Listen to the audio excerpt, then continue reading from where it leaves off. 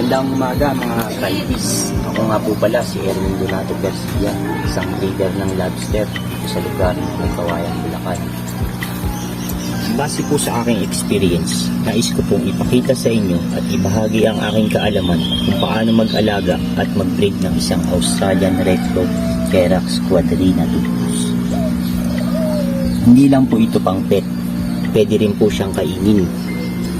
At madali lang din po siyang alagaan. Kahit anong fish food, stream food, kinakain nila. Maging patay na isda, patay na hipon, durog na suso, superworm, gustong gusto po nila. May pagka-carnivorous po itong ARC. Hindi lang po yan, vegetarian din po sila. Gusto din nila ng carrots, aquatic plant, gaya ng whole wort at guppy grass. Kaya ito pong ARC, hindi recommended